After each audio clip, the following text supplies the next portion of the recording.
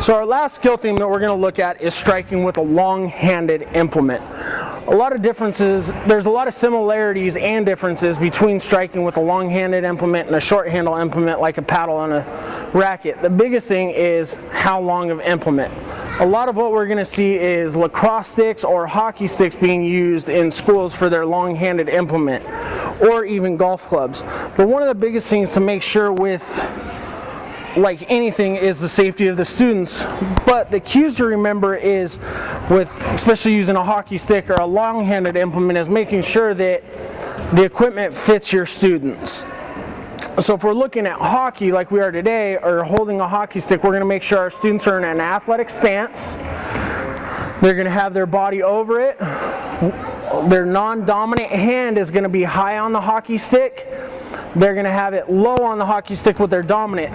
They're going to keep the stick in contact with the ground until they get back a little ways away from their body as they come to go for their forward shot. As they go through, they twist their hips and unload and rotate through.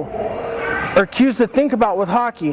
One thing to remember though is when you're teaching them is to tell your students to make sure that they're not swinging all the way through and letting that go way up in and hit somebody else in the face that's close by them, or when they go for their reach back. So from the side angle, you can really see where their body's over the hockey stick. Their weight's kind of almost leaning on the hockey stick, but you can see the non-dominant hand is high. The dominant hand of your student will be halfway down the stick. You can either have them where their both feet are almost offset, or like our demoer has, he's got his back foot a little further.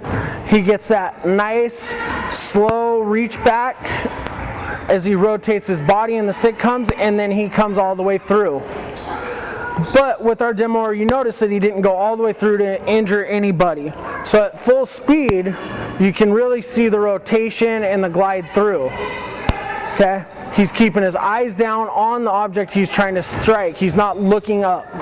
So again, with hockey and all these other ones in the racket, is you want to wait until your students are a little bit older, just because of the developmental process that might not be there with tracking or all the other complexities of having different variables in their movements.